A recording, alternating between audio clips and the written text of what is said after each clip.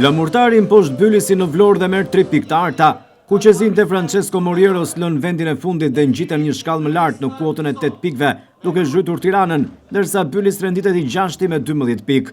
Në tribunën qendrore takimi është ndjekur mes të tjerëve, edhe nga drejtuesit e të dy klubeve, presidenti Sinan Idrizi Flamurtarit dhe Besnik Kaplana i Byllisit. Lonjatët hyn të etur në këtë sfidë dhe në fund u shpërblyen. Në fraksionin e parë të lojës Byllisi tenton më shumë portën, por Flamurtari ka mundësi shënimi. Një pjesë e parë do të ishte e barabartë për të dyja skuadrat, ndërsa nuk do të mungonin rastet, por nuk është saktësia e duhur. Ramirez dhe Trashi brenda zonës nuk gjejnë dot goditjen, ndërsa Ualison ndalet nga Telushi. Është minuta 17 ku mëngjarashi Peralta kalibron një gjuajtje me të majtën, por kontrollon Aleskovski. Flamurtari provon goditjen e parë nga këndi, është Trashi me një krosim të lartë, por kontrollon Vashu. Oshafi kroson për Maksutin që brenda zonës u mbet ekuilibrin, ndërsa Flamurtari është në kërkim të zhbllokimit të shifrave dhe do të ketë 2 raste të njëpasnjëshme. Në minutën e 30 kërcënon me kokë Oshafi, më pas Murataj me të djathtën por ndyru në kohë Vashu. Skuadrat përpiqen të tregohen të kujdesshme. Në limitet e përfundimit të kohës së rregullt, Oshafi devion me Roveshat një top jashtë zone. 1 minutë shtesë në përfundim të pjesës së parë, Trashi arkon në zonë një goditje standarde dhe Oshafi e ul me kokë, por topi shkon jashtë. Pjesa e parë mbyllet me rritat pa prekura. Flamurtari e nis të dytën me një ndryshim në formacion. Trajneri Moriero preferon Diavaran ndërsa ul në stol Ramirez, që duket se ishte jashtëpritshmërive në 45 minutat e para. Skuadrat përpiqen të tregohen të kujdesshme. Shifra do të zhbllokoheshin në minutën e 63. Oshafi brenda zonës shërben për Trashin nga e majta, që ndalet nga shtylla.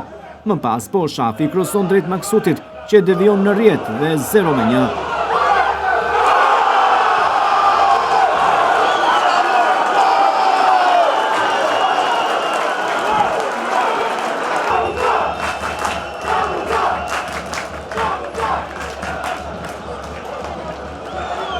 Edhe pas golit Flamurtari shfaqet i rrezikshëm me Oshafin, por që ndalet nga Vashu. Ka një tjetër rast i dal Flamurtari në minutën e 88 me Rald Markun nga 30 metra distancë, që lëshon një silur potente nga e majta që trondit shtyllën e Byllisit. 5 minuta shtesë në fund nuk do të shënonin ndonjë rast të veçantë, përveç Diavaras që gabon me kokë.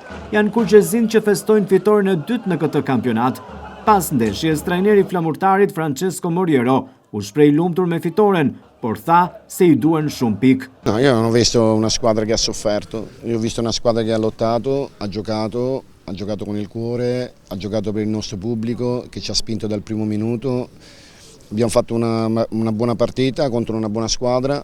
Unë nuk pash një ekip që vojti, pash një ekip që luftoi që në minutën e parë, patëm mbështetjen e publikut tonë, kështu që tante volte le partite si devono anche sporcare. Na një ndeshje duhet të jenë dhe të pista. In questo momento noi abbiamo bisogno di punti e dobbiamo guardare al concreto. Bel gioco dopo arriverà. Në këto kohë ne kemi nevojë për pikë, do të jemi konkret, pikët do të vinë. Lojrat e burra do të vinë. Partita dopo partita, nella sosta lavoreremo.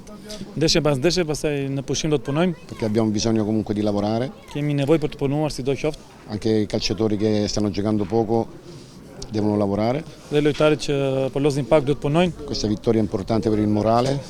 Kjo është një fitore e rëndësishme për moralin. È una squadra viva. Një ekip i gjallë. E quindi oggi ci prendiamo questa vittoria, ce la portiamo a casa e siamo contenti. Sot marrim këtë fitore, ta çojmë në shtëpi dhe jemi të lumtur. Ndërsa trajneri i Byllisit Mirel Ljosa deklaroi se ishte një ndeshje mirë për skuadrën e tij dhe një pjesë e parë e ekuilibruar. Një pjesë parë të mirë. Një pjesë parë të ekuilibruar, pavarësisht Flamurtari na rrezikoi vetëm nga pozicionet standarde. Për pjesën e parë jam i kënaqur, për pjesën e dytë nuk është problemi se hëngëm një gol si mund ta qush fëminor. Siç mund të themi aty mbrojtja 2-3 herë për të larguar topin edhe nuk e largoi. Nuk mund të përmend emra të veçantë, por aty nuk ka as pasime as gjë, nëse vjen problemi deri aty, duhet largohet topi se s'bën. Pastaj u mundu me reagu, por reagimi s'ishte ai që duhet. Nuk ishte ai që duhet për sa i përket qoftë ndrimeve që bëm, qoftë asaj etjes për të luajtë sa më shpejt ose për të tregu agresivitet më tepër. 2-3 lojtarë treguan një farë agresiviteti, por nuk mundëm me shku ke porta e flamurtarit. Nuk është pozita komode, ne në pozita komode nuk është se erdhëm këtu me mendje të fjetur, ne lunim kundër një skuadre e cila e ka ngrit lojën pavarësisht rezultateve. Flamurtari ka ngrit lojën neshjet e fundit, pavarësisht rezultateve që ka psu. Unë i thash edhe djemve që të numërohen të dy ndeshjet që ne fituam në fushën tonë, qoftë edhe në Tiranë, duhet që sot të dalim me rezultat pozitiv. Javën e 12 Flamurtari pret Tiranën sërish në shtëpi, më 22 nëntor, pas një jave pushim për shkak të ndeshjeve të kombëtares.